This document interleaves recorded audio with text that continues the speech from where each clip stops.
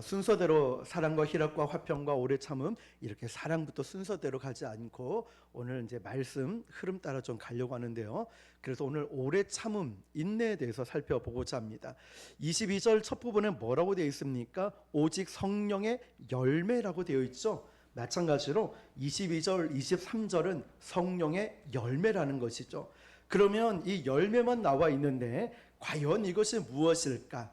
오래 참음의 열매는 무엇일까 보면은 야고보서 1장 2절에서 4절에 보면은 그 내용이 나옵니다. 같이 한번 읽어볼게요. 시작. 네, 형제들아, 너희가 여러 가지 시험을 당하거든 온전히 기쁘게 여기라. 이는 너희 믿음의 시련이 인내를 만들어내는 줄 너희가 알미라. 인내를 온전히 이루라. 이는 너희로 온전하고 구비하여 조금도 부족함이 없게 하려 함이라. 아멘. 아멘. 자, 인내에 대한 유익에 대해서 말씀하고 있는데, 자, 여러분, 인내한다는 것, 오래 참는 것, 이 오래 참는 게 좋을까요? 안 좋을까요?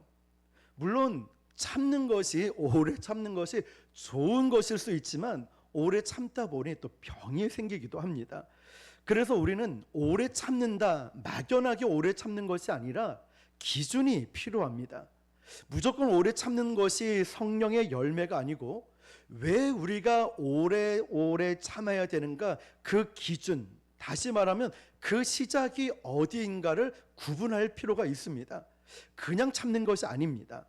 야고보서에서는 이 오래 참는다를 인내라고 표현을 하고 있는데요, 인내가 우리에게 주는 유익이 있다는 것입니다. 야고보서는 이해할 수 없는 부분을 이렇게 이야기합니다. 2절에 시작. 너희가 여러 가지 시험을 만나거든 온전히 기쁘게 여겨라. 자, 아멘. 여러분, 시험 당하면 마음이 어떻습니까? 힘들죠. 시험을 어떻게 기쁘게 여길 수 있겠습니까? 그런데 오늘 말씀을 보면은 성경 시험을 만나면 기쁘게 여기라고 말합니다. 우리는 시험이 오면 너무 힘듭니다. 저도 너무 힘들고요, 그런 시험들을. 그런데 이 시험에 대한 유익을 아는 사람은 그 시험을 기쁘게 여길 수 있다는 거예요. 유익을 아는 사람은 이 시험을 기쁘게 여긴다. 오히려 시험이 올 때마다 기대감을 가질 수 있다는 것입니다. 이해가 되십니까? 그러니까 우리 마음속에 하나님의 마음을 갖는다는 것은 보편적으로 느끼는 것이 아니라 믿음의 눈으로 보는 것입니다. 제 삶에도 어려움도 있고요, 고난도 있고 고통도 있고 또 여러 가지 문제들이 있어요. 그런데 정말 제가 고백할 수 있는 건 이 시험이 있고 나면은 꼭 하나님을 기대하게 만드는 뭔가가 있고, 분명히 이 시험 오고 난 다음에는 하나님의 계획이 있다는 것입니다. 오늘도 이렇게 전도하면서 사실 뜨거운 날씨에 쉽지는 않았습니다. 그러나 이게 영적 전쟁이고 영적 공격이고 시험일 수도 있는데 그 뒤에 열매가 있다는 걸 생각하니 기쁘다는 것이죠.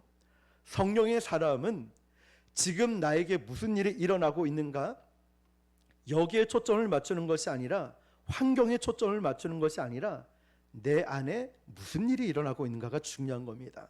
내 안에. 보통 사람들은 내 주변의 환경에 일어나는 일을 보고서 어떤 열매다, 결과다 좋아하기도 하고 슬퍼하기도 합니다.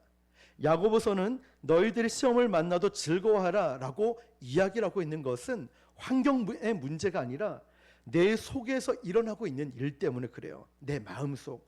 로마서 5장 3절에서 5절입니다. 시작. 다만 이뿐 아니라 우리가 환난 중에도 즐거워하나니 이는 환난은 인내를, 인내는 연단을, 연단은 소망을 이루는 줄 알미로다. 소망이 우리를 부끄럽게 하지 아니함은 우리에게 주신 성령으로 말미암아 하나님의 사랑이 우리 마음에 부은 바 됨이니. 아멘. 자, 여러분, 내 소망, 내 속에서 소망이 변하지 않는 것은 나를 향한 하나님의 사랑에 대한 확신 때문에 그래요. 하나님이 나를 사랑하신다, 나를 지켜주신다, 책임져 주시고 이끌어 가시고 하나님이 나를 향한 계획이 있다는 이 확신이 든다면 우리는 이 소망을 변치 않고 끝까지 붙들 것입니다. 왜일까요? 믿음 때문이죠. 믿음 때문에.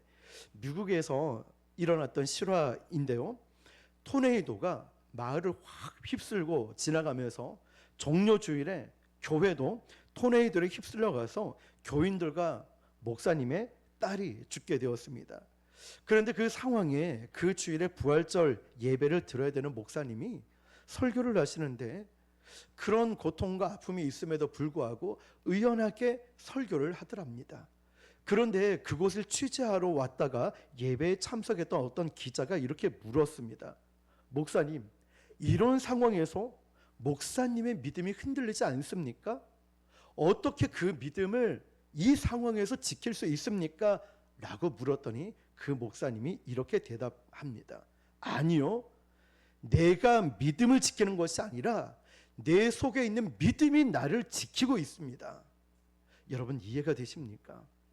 내가 이 믿음을 붙들고 있는 것이 아니라 내 안에 있는 믿음이 나를 붙들고 내 안에 있는 믿음이 나를 지켜주고 있었다는 것이죠.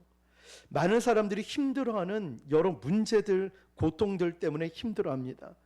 그런데 그 가운데 나를 지켜주는 것은 믿음이라는 거죠.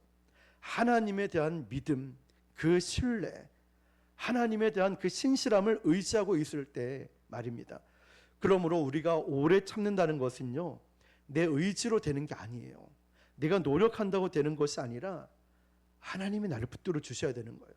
성령께서 나를 붙들어 주실 때 우리는 오래 참을 수 있고 인내할 수 있습니다. 이게 바로 성령의 9가지 열매 중에 있는 오래 참음의 열매라는 것입니다. 내 스스로 나는 오래 참아야 돼, 견뎌야 돼, 이겨내야 돼, 이것이 아니라, 이건 성령의 열매가 아니라 내 속에 있는 믿음 때문에 내가 오래 참는 겁니다. 하나님을 향한 믿음 때문에 어떤 고난이 오고 어려움이 와도 오래 참는 거예요. 주님 때문에 말이에요. 그때 나타나는 열매, 성령의 열매가 오래 참음이에요. 여러분, 스케이트 선수였던 이상화 선수를 알 겁니다. 고등학교 때 굉장히 뛰어난 선수였답니다. 그런데 대학에 갈 무렵에 슬럼프가 찾아왔어요. 그래서 이상화 선수가 실력은 분명히 뛰어난데 지금 슬럼프를 겪고 있으니 국가대표로 뽑아야 되나 말아야 되나, 이런 상황까지 왔는데 이 슬럼프에 빠졌을 때 그 감독이 뭐라고 얘기하냐면, 이상화 선수는 다른 선수들에게 야, 오늘 10바퀴만 더 뛰고 여기까지 뛰고 이제 그만해 라고 하면, 이상화 선수는요 똑같이 10바퀴를 채우고 꼭 1바퀴 2바퀴 더 탄다고 합니다. 다들 기진맥진해서 쓰러질 것 같은데 10바퀴를 간신히 돌고 다 뻗는데 이상화 선수는 11바퀴 12바퀴 끝까지 더 뛴다고 합니다. 얼마나 힘들었을까요? 이겁니다. 이 선수에게 소망이 없더라면 그 인내가 가능할까요? 소망이 없더라면 그 오래 참고 견디면서 1바퀴 2바퀴 더 뛰는 게 가능했을까요? 그리고 그 다음 어느 날 이 선수가 슬럼프를 극복하고 남들보다, 세계적인 선수보다 월등한 실력이 나타나기 시작한 거예요. 인내는요, 오래 참음은 소망을 가지고 나갈 때 열매로 드러난다는 거예요. 우리가 똑같은 우리의 삶의 고난, 역경, 우리에게도 슬럼프가 오지요. 신앙에 대한 슬럼프도 그렇고. 그런데 그 속에서 어떻게 소망을 가지고 있는가? 내 의지로 되는 게 아니에요. 오래 참는다고 내가 노력해야지 되는 게 아닙니다. 이 의지를 뛰어넘고 소망을 가지게 만드는 건 내 안에 성령의 역사라는 것입니다. 성령께서 왜 오래 참아야 되는지, 성령께서 왜 그렇게 해야 되는지만이 이 믿음과 확신을 주셨을 때 우리가 소망을 바라보면서 그래, 참아야지, 견뎌야지, 인내해야지, 이 마음이 온다는 거죠. 오래 참음이 성령의 역사라고 한다면 바로 이걸 통해 맺는 것이 성령의 열매입니다. 그런데 성령의 열매는 반드시 우리의 유익이 있습니다.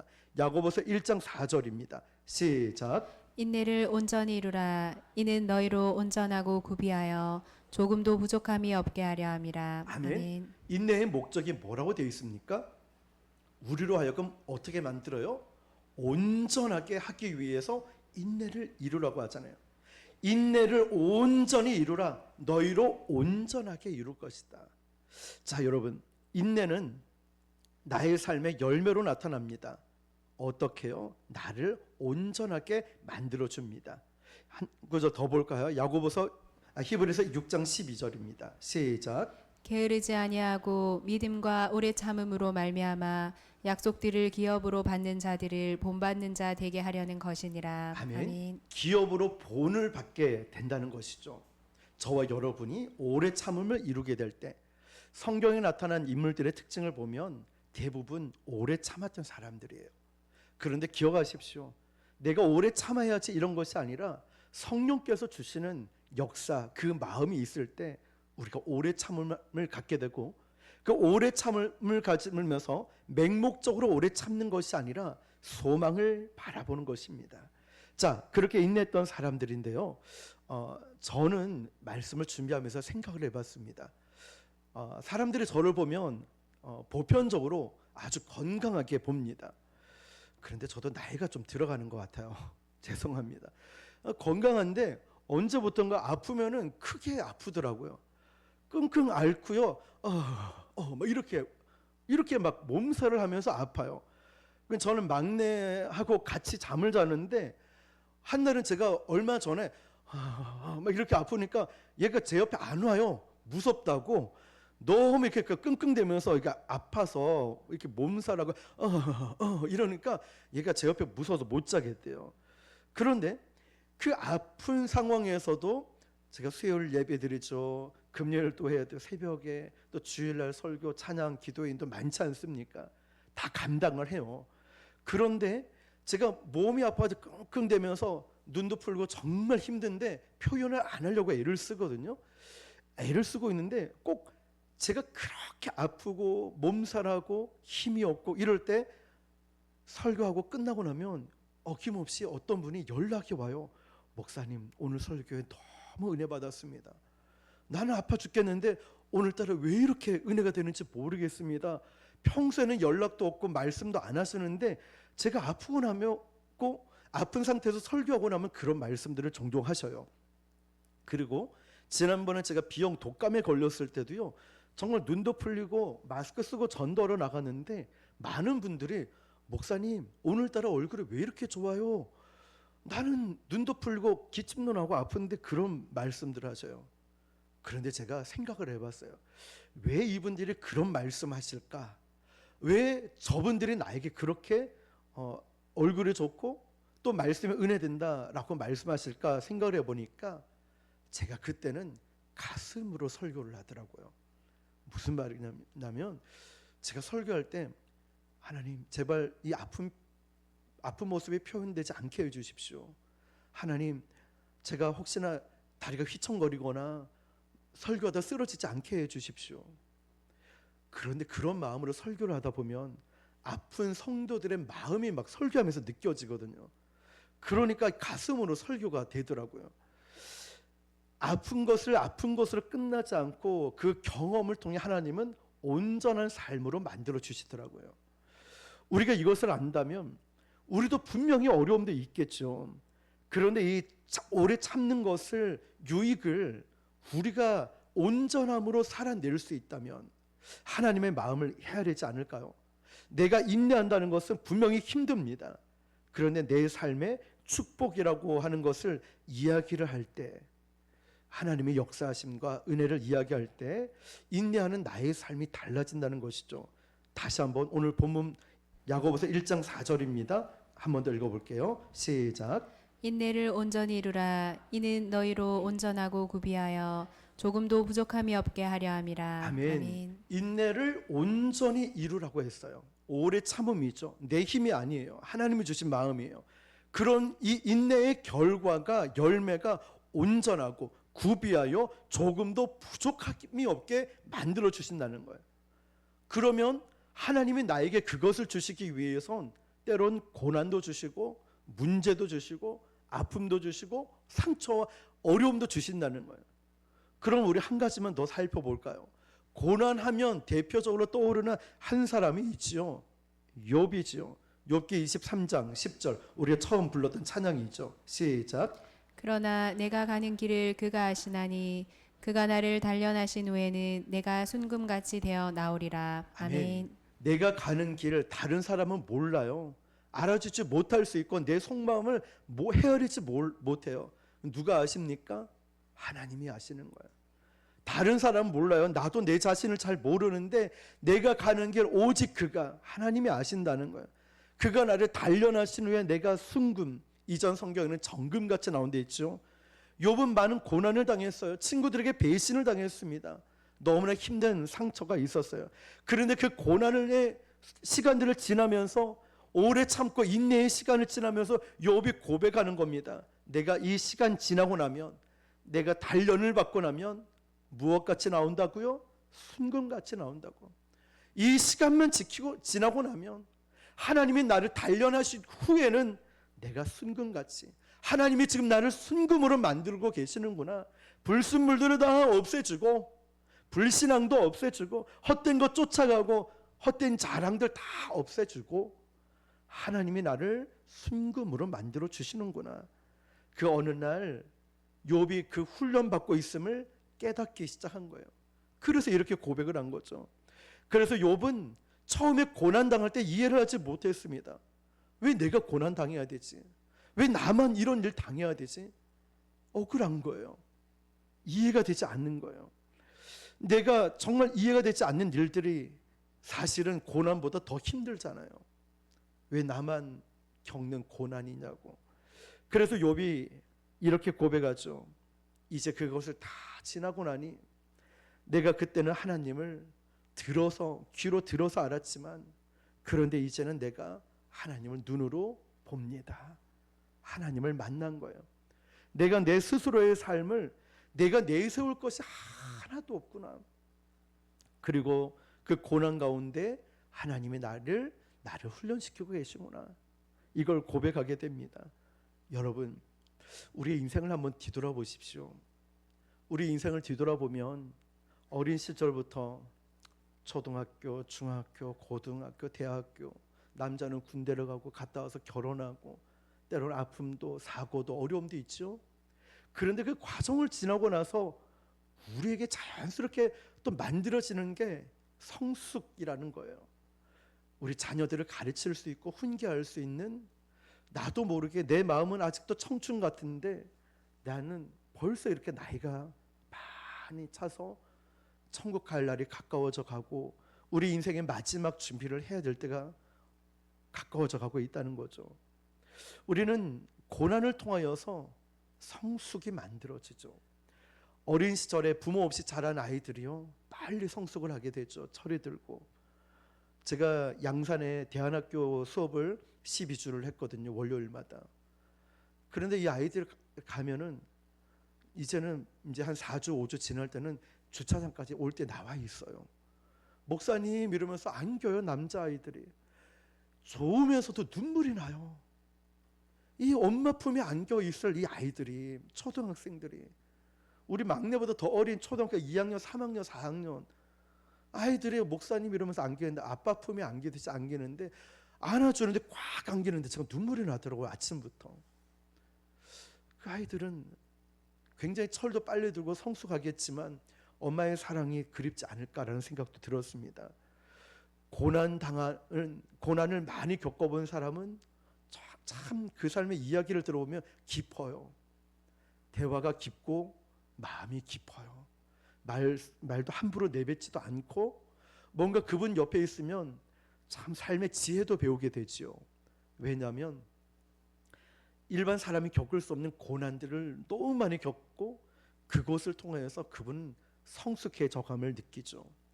얼마나 성령의 열매를 맺고 있는 사람인지 또한 우리는 믿음의 사람을 통해 경험하게 됩니다. 여러분, 우리가 오래 참을 때 고난과 어려움들이 있고요, 두려움도 옵니다. 그런데 그것을 왜 참을 수 있을까요? 한 가지예요. 하나님 때문이에요. 하나님. 왜 우리가 견딜 수 있을까요? 주님 때문인 거예요. 오늘 전도하면서 조금 안 좋은 이야기를 좀 들었어요. 그런데 오늘 말씀을 한 번 더 보면서, 이거구나. 내가 이 생각을 너무 전도한다고 정신없어서 이걸 놓쳤구나. 내가 참을 수 있는 건 내가 잘나서 목사라서가 아니라 하나님 때문이구나. 주님 때문이구나. 기도는 주님 마음 품게 해달라고 기도해놓고는 나가서는 잊어버렸던 거예요. 앞으로는 이 마음을 품어야 되겠구나 생각을 했습니다. 작자 미상의 사진을 고난주간에 하나 봤는데요, 십자가상이었어요. 그런데 이 십자가는 보라색 천이 걸려져 있었고요, 거기에 영어로 어떤 사람이 이런 질문을 써놨더라고요. 뭐라고 써놨냐면, 예수님, 당신은 나를 얼마나 사랑하십니까? 물론 영어로 써놨어요, 그 천에.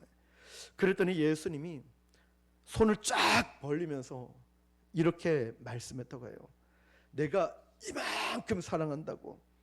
그래서 십자가에서 이렇게 죽었다고, 손을 쫙 벌려서 죽었다고 말했다고 해요. 여러분, 우리가 참을 수 있고 견딜 수 있고 인내할 수 있는 것은요, 주님이 먼저 나를 사랑하셨기 때문에. 그 사랑 한 가지면 되는 것 아닙니까? 우리가 부모님에게도 누군가에게 이 얘기를 들을 때도 사랑해 한마디면 끝나는 거잖아요.